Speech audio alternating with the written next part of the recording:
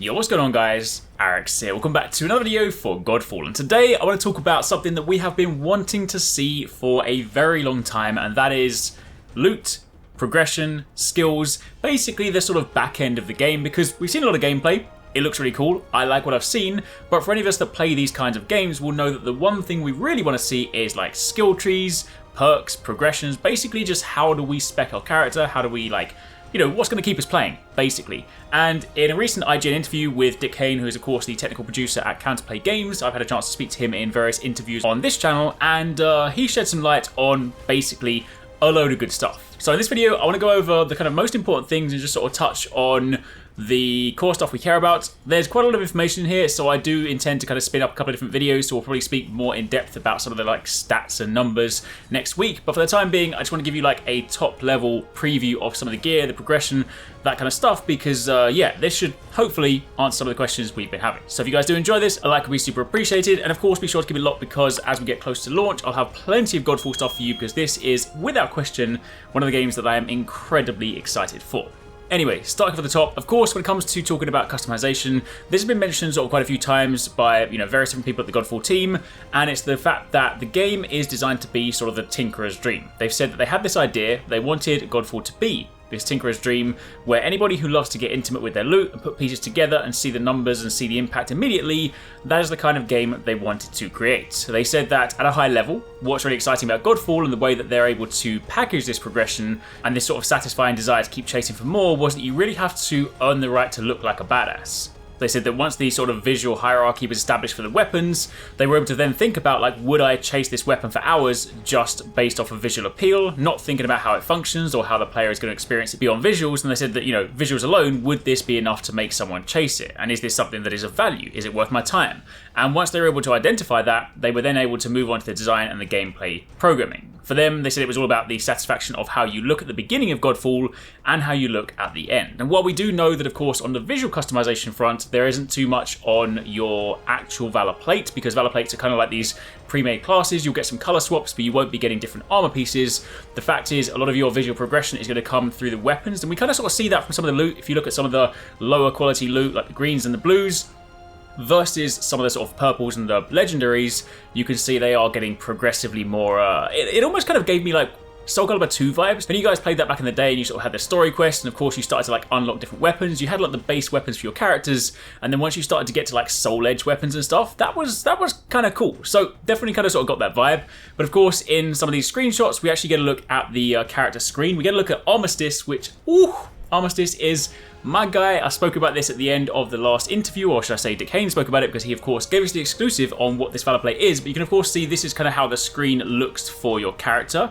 You can see on the right hand side, it gives you a breakdown for how it works. We of course know that Armistice is all around breach damage, so we know that of course when you activate the Archon mode, it goes and breaches nearby enemies, dishes out some physical damage, and of course during Archon Fury, it lists all the bonuses there. So you can of course see this is basically our first look at the actual Valorplate screen.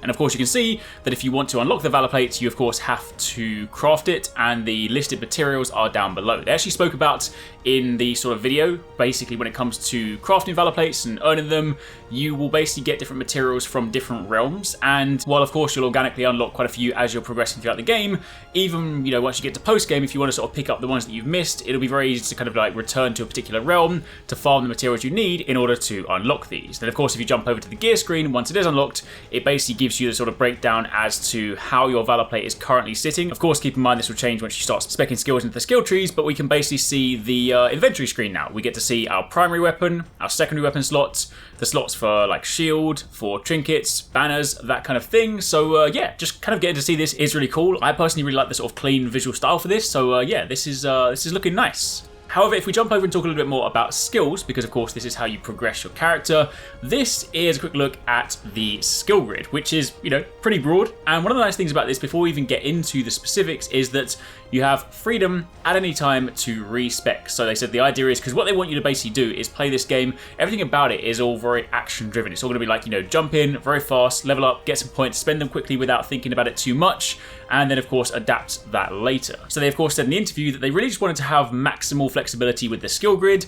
They wanted to avoid choice paralysis because, again, Godfall combat is supposed to be quick, it's supposed to be snappy, it's action-packed, and if every single 2 levels you're basically having to sit in the UI menu for like 10 minutes to work out what the best tree is to go down, that's going to heavily slow down the pace. So the idea is that you've got a lot of freedom here. You start in one of the 4 corners, top left, top right, bottom right, and as you spend skill points, that grid will expand as you gradually get more towards the middle, which is of course your Archon Fury.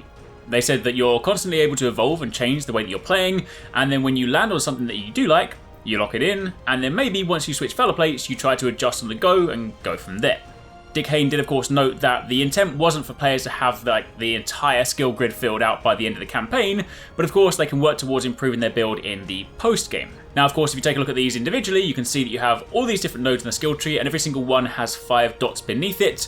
And you can see on the right-hand side of the screen, there are levels for these. So, of course, you can unlock the skill, you get your base level 1, you can spend more points in it to, of course, unlock the benefits. And, of course, if you look at some of them, they may just be statistical increases, but if you look at something like Archon Fury or some of the other moves, you can see that your behavior can change, or it can unlock like additional combos, additional kind of movement options or attacks for your different abilities. So plenty of customization here, and again, as mentioned, they said you can just respec at will, which is just nice. And also they said the cool thing is that your skill points here are not tied to a particular Valorplate. So if you basically unlock all these different skill points, get to the end of the game and you've been playing Armistice, for example, and suddenly you're like, you know what, I want to jump over to Mesa, you're not then going to have to go back and grind all those skill points again. They are across all the different Valorplates, so you'll simply be able to swap over and then spend those skill points on the new Valorplate to mess around with it. Because again, they want you to just kind of jump into the action, enjoy it, have some fun with it, without having too much stuff to like bog you down and slow you down.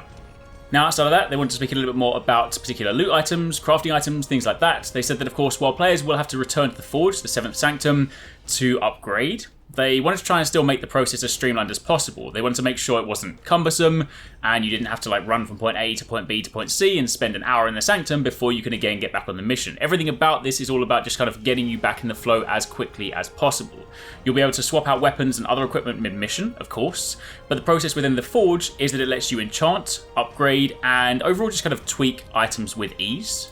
You can, of course, see a few examples of that in some of the screenshots of the sort of enchantment process or the upgrade process. The fact that, you know, we know this already, that you can take a weapon that you get or like an item you get early on in the game, and if you really like it, you can carry it with you throughout the entire game. So there are, you know, means to upgrade these. It'll, of course, cost materials, but that does mean that if you find something early on that you like, you can bring it with you. Now, when it comes to actually looking at loot and different items, the most obvious things will, of course, be things like your weapons, your shield, your banners, that kind of stuff. But, of course, you then have the trinkets, which we've spoken about in the past, being kind of like the icing on the cake, the very sort of last thing that you'll work into your build. You'll, generally speaking, have a pretty good build with the weapons and the general stuff you apply, and then once you finally get the trinket, that's going to sort of, you know, be the last percent that'll kind of give you that really sort of min-max nature. So, you know, while trinkets aren't visually on your character, that is another element to loot, to customize, and to pursue. So for the time being, that's a quick rundown on some of the stuff we've seen so far. Again, there is more stuff that I want to speak more specifically about very soon, but for the time being, that's kind of a top level summary of like the loot, the progression, and some of the stuff that we really haven't seen up until this point and wanted to see. This, honestly, I really like what I'm seeing. I mean, I know a lot of people have sort of said that, you know, they wish there was visual customization for the Valorplates, and I completely agree. I do love visual customization, but the fact is there's still plenty of stuff to pursue, and the fact that, you know, a lot of our personality is of course going to come through our iconic weaponry, but, you know, knowing that there's build potential in here, knowing there's lots of freedom to kind of just jump back and forth and swap things around, and knowing that they kind of just want to streamline the process, because again, as a reminder, you know, this is not a game as a service, and while there will be things for us to keep playing, there will be things for like, you know, loot to chase and things like that and endgame activities, it isn't necessarily one of those things that we're going to be grinding for thousands and thousands of hours. It's much more, I guess, comparison point, you would kind of liken it more so to something like Monster Hunter than you would something like Destiny, in that, you know, you jump in, you have your builds, you progress, you chase some things, and the experience is a little bit more contained in that respect. But anyway, for the time being, that's it. Let me know in the comments down below what you guys think, if you've got any questions, if there's things you want to know more about, and of course, we'll speak more about some of the loot in depth in a later video next week. Thanks so much for watching, guys. I hope you enjoyed that video. Don't forget, if you haven't already done so, you can join the Arekkz Gaming Discord. We've got an awesome community over there with so many different channels for you to chat loads of different topics and different games. I'm in there, the team's in there if you guys want to chat with us, find people to play with.